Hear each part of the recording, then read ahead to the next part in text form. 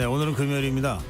제가 왜 그러냐고 자꾸 왜 해야 되는 날. 정치와입니다. 서정욱 변호사 나오셨습니다. 예, 안녕하세요. 네, 김준일 평론가입니다. 어서 오세요. 예, 안녕하세요. 네, 바로 왜 들어가겠습니다. 윤석열 대통령과 명태균 씨 그 녹취 통화 녹음 파일이 공개됐습니다. 어떻게 들으셨어요, 김준일 평론가? 네. 그러니까 그동안 너무 많은 녹취가 나와서 우리가 굉장히 혼란스러웠잖아요. 게다가 이게 시간의 순서대로 언론이 뭐 취재를 한 게 아니니까. 근데 이제 이게 조각이 퍼즐이 완벽하게 맞춰졌다. 딱 한 점 활용 정점이 됐다라고 보는데 제가 뭐 시간이 많지 않으니까 짧게 하면은 이제 언론 보도들이 나왔던 녹취록을 순서대로 제가 재구성을 해볼게요. 5월 2일 날 명태균 씨가 이렇게 얘기합니다. 예. 김영선 걱정하지 말라고 나보고 고맙다고 자기 선물이래라고 강혜경 씨한테 통화한 이거 녹취가 나왔어요. 그리고 입 조심해야 된다. 알면 난리 난다. 뒤집어진다. 이게 2022년 5월 2일이고 그런 다음에 5월 9일에 어제 공개된 거 대통령께 나왔잖아요. 그러니까 대통령이 공관위에서 나한테 들고 왔길래 그래서 뭐 김영선이 열심히 뛰었으니까 경선 때부터 근데 당에서 말이 많네 그러니까 평생 은혜 잊지 않겠습니다 이렇게 하고 그런 다음에 최초로 뉴스토마토가 보도했던 게 아침에 내가 다 보류시켰다 고생한 정도가 아니에요 윤한홍이 대통령 이름 팔아서 권성동의 공관위에 압박을 넣어가지고 근데 윤상현이 끝났어 이런 얘기 하잖아요 그 강혜경 씨한테 얘기를 하잖아요 그런 다음에 이제 대통령은 나는 김영선이라고 했는데 뭐 요 얘기까지 이제 나오는 거고 그 다음에 이제 강혜경 씨가 김영선 의원한테 대표님 축하드립니다 5월 9일 날 하니까 아니 무슨 축하 그런 소리 하지 마 아직 모른다고 해야지라고 하면서 명태균이 입단속해라는 것까지 이제 나오고 그런 다음에 5월 23일 통화 녹취에서 김영선 의원이 이렇게 얘기해요. 어쨌든 명태균이 덕을 봤잖아. 그래서 내가 명태균 덕을 봐서 국회의원이 됐기 때문에 내가 감당할 수 있는 건 감당하려고 그러는 거야라고 얘기를 하고 그 이후에 나오는 게 뭐냐. 소위 말하는 세비 반띵. 그래서 이 세비의 절반은 이제 명태균 씨한테 준 건데 그거는 그때 당시에 여론조사 비용 윤석열 후보 대선 경선 때 있었던 그리고 본선 때 있었던 80일 미래한국 연구소에서 했었던 3억 7,500만 원의 대가로 지금 보인다 이런 거예요. 그러니까 전체적으로 공천 대가로 그러니까 어떤 뭐 이런 여론조사 대가로 공천을 줬고 그것이 전체적으로 지금 퍼즐이 맞춰졌다. 뭐 이 정도로 보면 될 것 같습니다. 네, 김준일 평론가가 맞춰본 퍼즐은 지금 말씀하신 대로입니다. 자, 서정욱 변호사.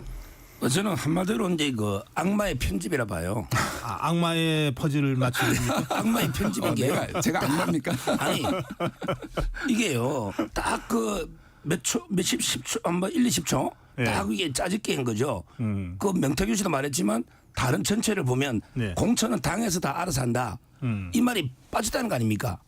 공천은 다 당에서 알아서 하는 거예요. 저는 악마 편집 하나 이야기하고 하나만 더 이야기하면 요게 그 노무현 대통령 판결하고요. 박근혜 대통령 판결하고 비교해보면 답이 나와요. 노무현 대통령 판결에 보면 노무현 대통령이 당선자 시절에 검찰청에 전화를 해요.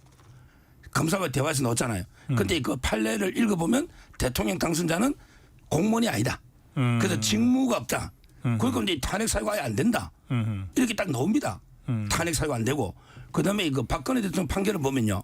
법에 그거는 여론조사를 하는 거예요. 우리 공직선거법에 공무원이 여론조사를 하거나 아니면 이제 기획 및 실행이라고 전체적으로 친박 리스트가 나와요. 따라서 단순하게 공천의 의견 표명이나 보고 있죠. 이런 거는 이게 전혀 법적으로 문제가 없다. 두 개 판결을 정확하게 보시라. 이런 말입니다. 반론하세요? 아니 그러니까 뭐 모르겠습니다. 이제 법적으로 문제가 악마라고 지금 불렸는데. 아니 그러니까 전 국민을 지금 악마와 뭐 붉은 악마도 아니고 전 국민을 이렇게 악마로 만드시는 게 맞는지 이게 그러니까 다 나왔잖아요. 뭐 이게 악마의 편집입니까? 왜 대통령이 왜 당선자 뭐 신분이라고 하는데 왜 그렇게 당에서 자기가 김영선이를 좀 해줘라라고 했고 그게 실제 실행이 됐고 그 이후에 앞뒤에 그 맥락들을 다 봐야 되는 거. 요것만 딱 나왔으면은 그럴 수도 있겠다 뭐 약간 그러지만은 그 뒤에 지금 엄청나게 많은 불법적인 정치 자금들 이런 것들이 오고 가고 있고 그게 대가성이 있다라는 게 지금 다 사실상 밝혀진 건데 왜 그런 말씀하시는지 모르겠고. 당선자에 대한 이 논쟁은 사실은 조금 복잡합니다. 왜 그러냐면은 이제 예를 들면은 그 선거법 제9조에 보면은 기타 정치 중립을 지켜야 하는 자 라는 게 있어요. 그러니까 공무원이 아니더라도, 그러니까 당선자가 공무원인지 아닌지에 대해서는 뭐 갑론을박이 있는데 기타 정치 중립을 지켜야 되는 자가 선거법을 위반했을 수도 있는 겁니다. 당선인 정도면은 왜냐하면 법에 있잖아요. 그러니까 당선 대통령직 인수에 관한 법률에 당선자의 신분이 명기돼 있고 그리고 월급은 받지 않지만 활동을 받고 그리고 국무위원들 다 임명할 수 있는 권한이 있기 때문에 사실상 이 기타 정치 중립을 지켜야 되는 자에 해당된다고 보는 게 합리적이죠. 그리고 또 하나는 이제 민주당 측의 주장인데 5월 9일 날 이게 이제 말을 했지만은 실질적으로 공천이 된 거는 5월 10일이에요. 지방선거 보궐선거 공천이 된 거는. 근데 이거는 대통령의 임기가 시작된 다음이잖아요. 그러니까 이거를 발언을 중심으로 보는 게 아니라 이 행위가 미친 영향을 봤을 때는 이거는 대통령이 된 다음이다라고 이제 보는 게 타당합니다. 예, 법리적인 문제까지 지금 문제를 제기하셨어요.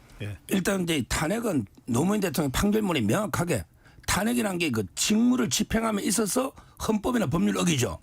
그런데 대통령이 직무를 집행할 수가 없잖아요. 당선자가. 그러니까 그건 탄핵은 아예 말이 안 되고요.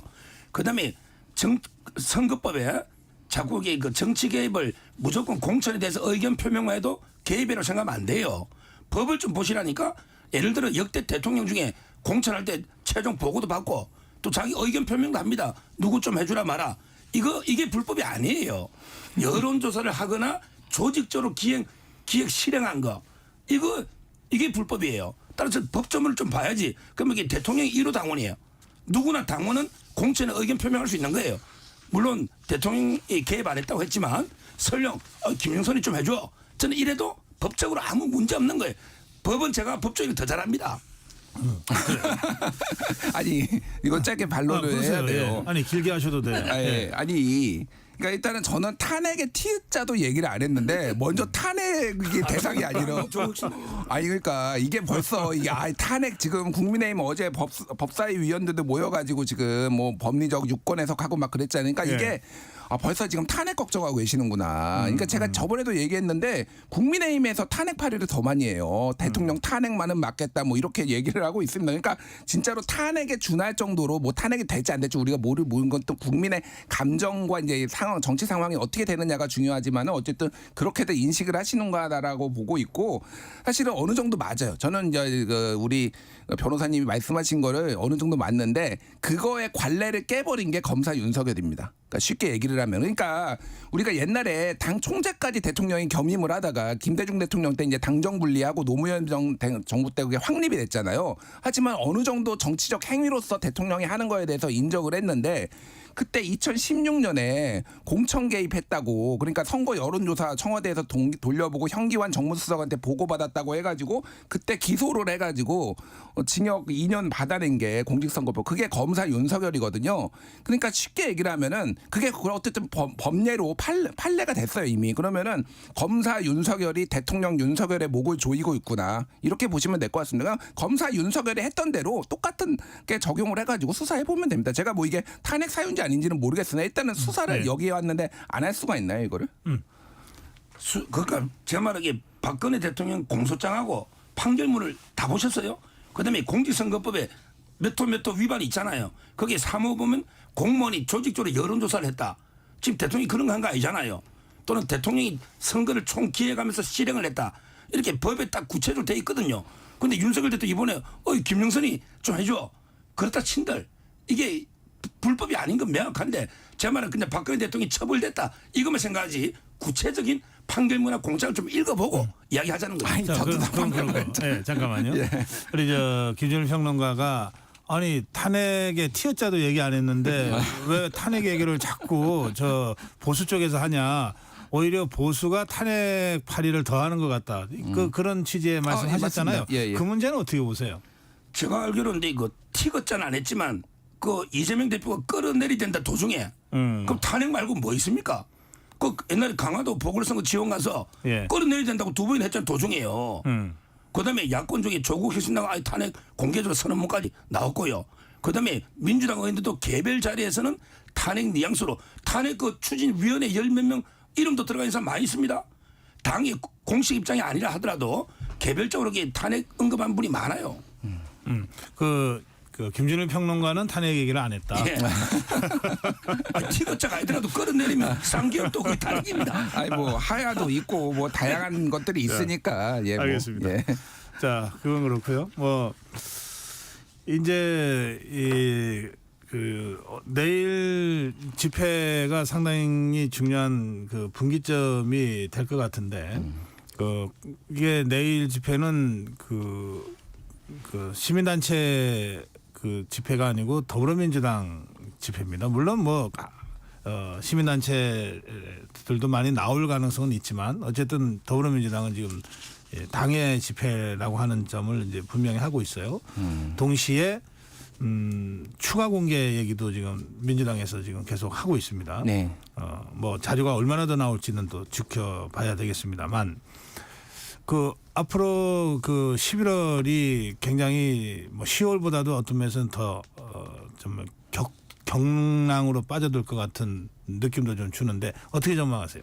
일단 어제 이제 말씀하신 대로 이재명 대표가 이거 비상 상황이라고 규정을 하고 네. 국정농단 규탄 집회 이제 이 주말에 열리는 내일 이제 모레 이렇게 열리는 내일 열리죠. 이제 토요일 날 송대문 광장 앞에서 이제 모이는데 민주당 입장에서는 이거는 그러니까 지금까지는 사실은 그러니까 자발적으로 윤석열 대통령 탄핵 집회가 열렸었어요. 시민단체든 뭐가 됐든 이제 그분들이 계속 나왔고 계속 이어졌습니다. 사실은 계속 이어졌는데 그것들이 이제 그렇게 규모가 크지 않았고 더 이상 어느 정도 규모는 됐지만 더 이상 확대되지 않았다라고 한다면은 내일은 상당한 규모가 될 것 같다라는 거예요. 지금 어제 이제 용산의 뭐 대통령실의 해명이나 뭐 이런 것들이 황당하다라는 거죠. 저는 사실은 그래서 최악은 그거 윤석열 목소리 아니다. 윤석열 대통령 목소리 아니다. 뭐 이렇게까지 나올지도 않을까 이렇게 생각을 했는데 그거는 인정을 했더라고요. 윤석열 대통령 목소리인 거는 뭐 성대모사한 거는 아니라고 이제 인정을 했는데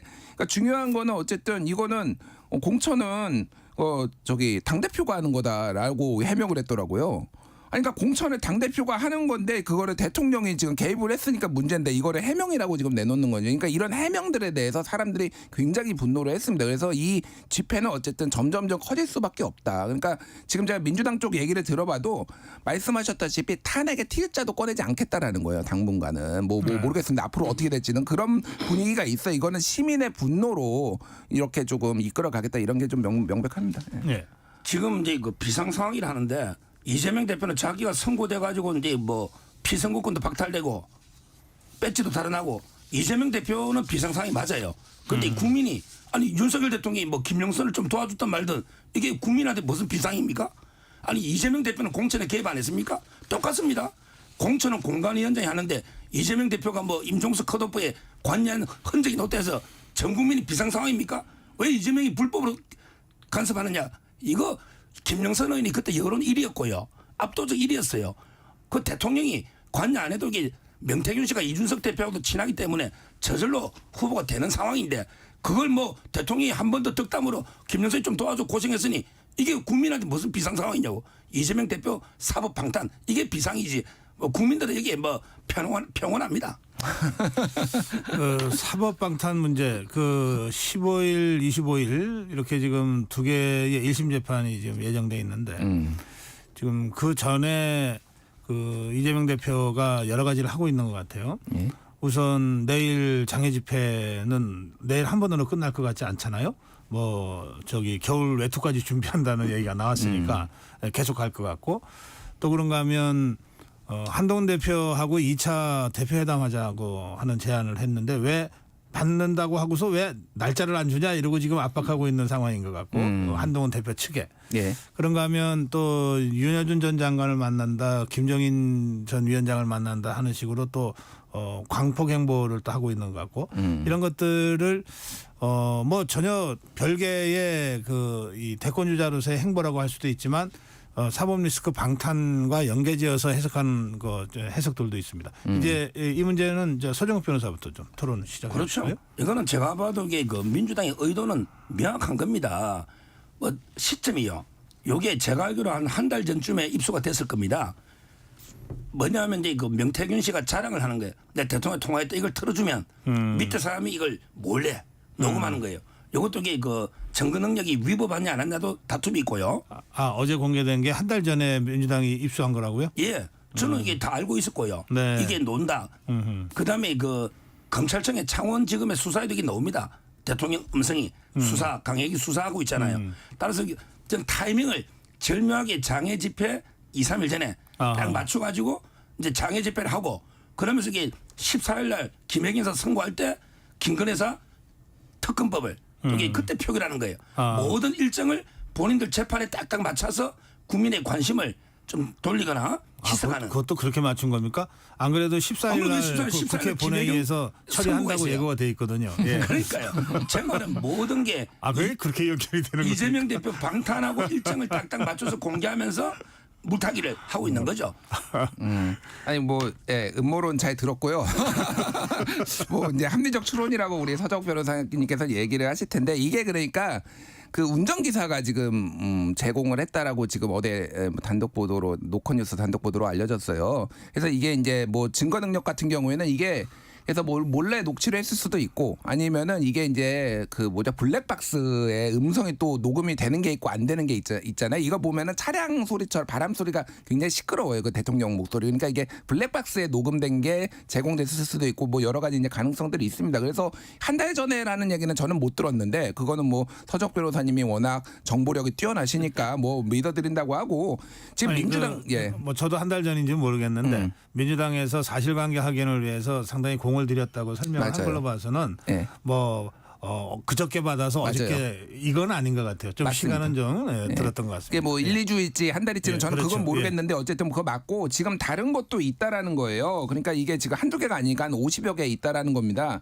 그러니까 대통령 목소리가 들어간 거는 2개 그리고 그 외에도 또 정황 증거를 얘기하는 거는 50여 개가 있으니까 민주당에서 지금 그 다 검토하고 있다라고 하거든요. 그러니까 계속 순차적으로 나올 거예요. 그리고 저 11월 14일에 이를테면 표결하는 거 김건희 특검법 네. 표결하는 거는 저는 의식했다고 봐요. 그건 뭐 10월 이거를 뭐 아니라고 부인하기에는 너무 날짜가 공교롭긴 하죠. 시인하니까는 재미가 없네. 아니요. 그러니까 뭐 인정할 건 인정. 무조건 우기면 안 되니까. 아니 뭐 제가 무조건 뭐 이재명 대표 편드는 것도 아니고 인정했다고. 아니 그러니까 뭐 그거는 맞다라고 의식했다. 의식했다라고 보는데 민주당은 오히려 지금 그거보다도 가장 심각하게 생각하는 게 안보 위기예요. 그러니까 이게 당 쪽으로서부터 제가 얘기를 들으면은 무슨 얘기냐면은.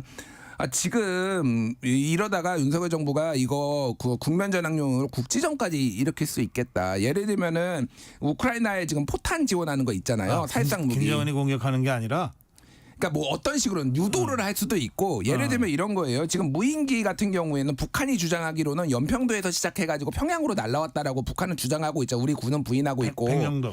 백령도. 북한의 주장은 백령도에서. 네, 죄송합니다. 예. 네. 근데 이게 뭐냐면은 한 번 더 오면은 원전 폭격하겠다고 했거든요. 예, 그렇게 북한은 주장을 하고 있어요. 그러면 이게 뭐가 됐든 우리 군이 날리든 뭐가 됐든 우발적으로 거기에 날아가면은 백령도에 포격한다라는 거예요. 그러면은 북한은 뭐 이런 일들이 지금 있지 않을까. 그리고 왜냐면 우크라이나에 지금 살상무기 지원 검토하고 있는데 이게 지금 잘 헷갈리시는 청취자분들이 있는데 지금 북한군이 가 있는 데가 러시아 본토예요. 쿠르스크. 이게 왜 쿠르스크. 우크라이나가 치고 들어가가지고 지금 러시아 본토에서도 전쟁이 일어나고 있는데 우리 포탄이 예전에 지원한 거는 말고 지금 새로 지원하는 거는 사실상 러시아 본토에 러시아를 타격하는 데 쓰인다라는 거예요. 그러면 이게 러시아 입장에서는 이게 그러니까 우리가 지금 한국이 우리를 공격하는 걸로 인식이 됐으니까 가혹하게 대처한다라고 얘기를 했어요. 이미 경고를 했어요. 이런 여러 가지 정황들이 한반도 안보 위기가 있기 때문에 그러니까 이거는 지금 공개 시점을 당겨야 되겠다. 지금 이런 정무적인 판단들이 지금 들어간 걸로 저는 알고 있어요. 지금. 예. 그래요. 오히려 지금 더불어민주당이 걱정하는 건 이른바 신북풍. 그걸로 국면 전환할까 봐 걱정하고 국면 전환을 위해서 신북풍 하다 보면 진짜로 국지전 같은 안보 위기가 현실화될 수도 있다는 걸 걱정한다. 이런 취지의 주장이시죠? 예. 지금 이제 북풍 공작이 아니고 진짜 안보가 심각합니다. 예를 들어 이제 그 북한이요 러시아에 파병하는 거는 어떻게 보냐면 이제 그 반대급부가 있잖아요. 예를 들어 이제 그 ICBM 재진입 기술이라든지 또는 이제 그 첨단 정찰 위성이라든지 북한이 무기를 받는 대가로 하는 거예요. 그 점에서 저는 우리한테 직접적인 안보 위협이 되는 거고요. 그리고 무엇보다 실전 경험이 중요합니다. 우리 베트남 파병할 때 북한에도 비상이었어요. 심리전도 많이 했고요. 그런데 우리가 심리전 좀 하자고 황교안 의원이 말하니까 계속 공작이라고 뭐 제명이 된다는데 저는 충분히 이걸 공작이 아니고 진짜 심각하고 현존하는 이런 위협으로 받아들여서 우리가 대책을 세워야 된다 이렇게 보고 있습니다. 예. 자, 더불어민주당 얘기는 이쯤 하고요. 한동훈 대표 국민의힘 얘기도 좀 해야 되니까요. 그 지금 이재명 대표 그리고 조국 대표 그리고 이 원로 중진 의원 박지원 의원 등으로부터 응원받고 있는 이 여당 대표 이게 이제 여당 대표로서는 처음 있는 일이라서 예, 그런 한동훈 대표가 지금 취임 100일을 맞아서 기자회견을 했어요. 네. 예, 먼저 시작하실까요? 응원 끝났습니다 이미. 응원 끝났어요? 네, 그 국면 끝났어요. 그러니까 그냥 정무적으로 그분들이 다 판단하는 거잖아요. 그러니까 좀 대립각도 세우고 3대 요구도 해가지고 어쨌든 뭐 김건희 여사 문제도 해결하고 여권 쇄신하고 뭐 이런 것들에 대해서 응원을 했는데 지금은 야당의 기류는 뭐냐면은 일관되잖아요. 아니. 특감 말고 특검해라. 지금 이미 다 그 메시지들 많이 나오고 있잖아요. 응원 끝났다 이미. 응원 끝났어. 이제 응원 다시 안 해요? 응원 모르죠. 뭐 어떤 분이 하실지는 제가 모르겠으나 지금 국면은 그러니까 최근 요거 터지기 전, 요 윤석열 대통령 음성 공개되기 전까지 기류를 보면은 아니 왜 엉뚱하게 지금 특별감찰관 하면은 그게 해결이 되냐? 우리도 지난주에도 제가 말씀드렸잖아요. 그 기류가 역력했기 때문에 이미 응원은 끝났고요. 네. 이미 국면은 이제 바뀌었습니다. 이제 특별감찰관 이거 뭐 임명한다고 지금 이제 뭐가 되겠습니까? 이미 이제 국민들도 그거는 이제 원하지 않고 한동훈 대표 입장에서도 지금 굉장히 곤란한 상황이 됐죠. 어제 그래서 이거와 이 음성 녹취와 관련해서는 아무 얘기도 안 했어요 지금. 그러니까 왜냐하면은 사실관계를 우리가 파악할 수 있는 게 아니니 일단은 용산의 해명을 지켜보겠다라는 거고 일부에서는 지금 친한계에서는 당무감사해야 된다 이거를 뭐 이런 얘기까지 나오고 있거든요. 한동훈 대표의 고민이 저는 깊어질 것 같은데 결국은 이거는 수사로 국민들이 납득할 수 그게 검찰 수사가 지금 미적미적되고 있는 게 지금 명태균 씨 부친 묘소에다가 자기 증거 자료 놨는데 그거 불살르러 가겠다 뭐 이런 얘기 어제 하고 잠적해 버렸어요 지금. 제가 맨날 다른 방송에서 나와서 얘기를 했던 게 뭐냐면은 빨리 구속해야 된다. 증거인멸 도주 우려 있는데 왜 검찰은 미적되느냐 제가 말씀드렸거든요. 결국 그 사달이 어디 있는지 모르겠어요. 사달이 지금 난 상황이고 그러니까 지금 이거는 검찰을 믿을 수가 없다. 결국은 이거는 특검을 가야 된다. 이런 거를 아마 국민들이 광범위하게 생각을 하실 테고 한동훈 대표도 이제 선택 기로에 섰다. 특검을 어떻게 해야 될지 그런 상황인 것 같아요. 특감이 아니라 특검에 대한 입장을 이제 결정해야 될 때가 됐다 이런 취지죠. 그렇죠. 예. 뭐 저는 야구가 요즘 인기인데요. 네. 야구로 치면 이제 그 한동훈 대표가 선발 투수 넣어가지고 이게 그 엄청나게 안타나 맞아가지고 이제 그 강판됐단 말이에요. 야구에. 네. 그때 총선에 엄청난 참패가 강판 나가 책임지고 물러났잖아요. 그러면 이게 같은 게임에 또 넣으면 안 돼요. 투수가 한 게임에 두 번 넣을 수는 없잖아요. 5회 강판 됐는데 6회 마시고 7회 또 구원투수로 나와. 그 불법입니다. 다음 경기에 나와야 되잖아요. 지금 한동훈 대표가 불법하고 있다. 저는 그렇게 한 게임에 두 번 넣은 거예요. 자기가 총선 완전히 말아먹은 거죠. 속된 말로. 그렇잖아요. 책임이 제일 크죠. 그런데 책임지고 물러나서 바로 다시 전단지에 또 넣어버렸단 말이에요. 여기서부터 모든 게 잘못된 거예요. 네. 그러면서 나와가지고 총구를 이조 심판이나 이재명 쪽에 안겨놓고 이재명 대표 쪽에는 구명줄을 주고 그다음에 이거 총구를 대통령실로 향해 버렸잖아요. 이러면서 이게 대통령을 강력하게 지지하는 정통 보수우파 세력으로부터 한동훈 대표가 사퇴 압박이나 지금 엄청나게 공격을 받고 있어요. 수요일마다 여의도에 사퇴해라. 저는 조기에 등판해가지고 어느게 그 대통령 후보로서 치명상을 입었다 이렇게 봅니다. 그런데 이런 한동훈 대표하고 빨리 만나자고 지금 이재명 대표가 계속 더불어민주당에 압박하잖아요. 그건 왜 그래요? 그러니까 요게 이 윤석열 대통령 녹취 나오기 전과 후가 좀 달라질 것 같은데 일단은 이건 전 단계에서 그렇게 얘기를 했잖아요. 예. 그러니까 지금 아까 말씀하셨다시피 윤여준 장관 만나고 이런 거를 이제 소위 말하는 외연 확장 뭐 이렇게 이제 생각을 저도 당 관계자로부터 이재명 대표가 그런 생각을 가지고 있다라는 얘기를 들었어요. 그런데 이제 윤여준 장관 만난다고 외연이 확장이 되는 게 아니거든요. 네.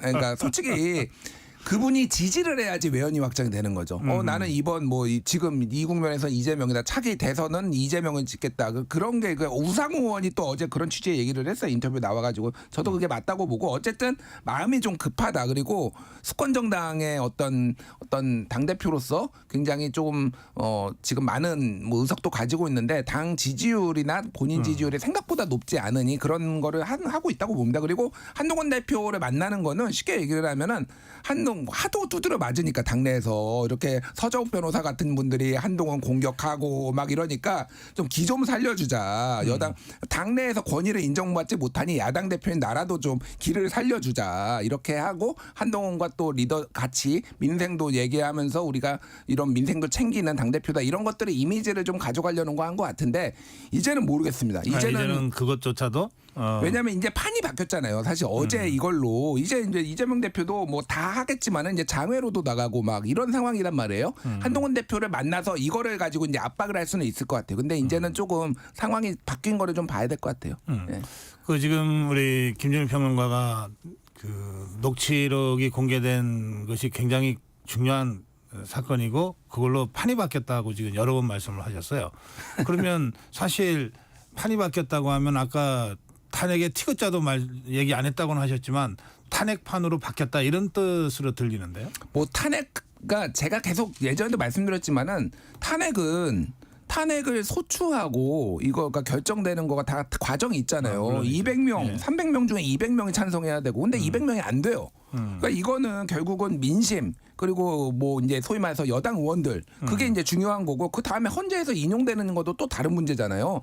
그러니까 무조건 탄핵을 하겠다고 해서 탄핵이 되는 게 아니잖아요. 제가 계속 강조합니다. 그러니까 결국은 국민들 마음이 어디로 가느냐예요. 탄핵 트라우마도 있고 탄핵해서 변한 게 없다더라 이렇게 생각하시는 분들도 실존하니까요. 그러니까 그것들이 근데 그럼에도 불구하고 탄핵을 해야 되겠다라고 생각하면은 탄핵이 되는 거죠 뭐. 그렇게 갈 수밖에 없는 상황이고 그거를 뭐 민주당이 유도를 하네.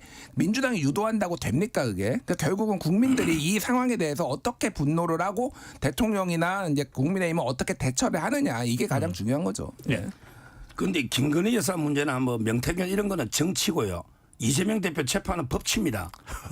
이 정치는요. 예. 말싸움하다 끝나요. 서로 왈가왈부 이게 뭐 답이 있나요? 서로 공방하다가 말싸움하다 끝나는데 법치는요. 선고하면 바로 법에서 딱 게임 끝나버립니다. 100만 원 넣으면 뭐 당선 무효에 434도 토해내야 되고요. 민주당이요. 위정교사는 권고 이상만 넣으면 끝나버립니다. 이거는 확실한 판결이기 때문에 저는 두 개의 영역이 다른데 이재명 대표의 리스크와 김건희 여사 문제는 차원이 다른 영역이다. 이재명 대표는 법에 의해서 확실하게 저는 끝난다. 이렇게 보고 있어요.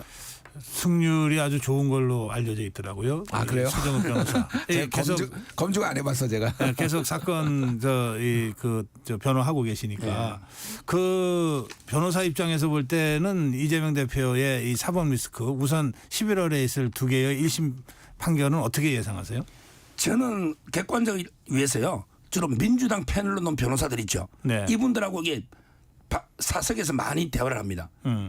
민주당 변호사 패널들도 무죄가 논다는 사람 아무도 없습니다. 일단 거기까지만 드리겠습니다. 짧게 10초씩 드리겠습니다. 네, 아니 뭐 우리 서적 변호사님이 뭐 변호사 승률을 모르겠고 요즘 공직기강 변호사라고 대통령실의 보안에 대해서 굉장히 신경을 많이 쓰신다라고 그랬는데 어쨌든 뭐 저는 법조인으로서 어느 정도 신뢰는 있어요. 예, 칭찬드립니다. 예. 예, 서정욱 변호사.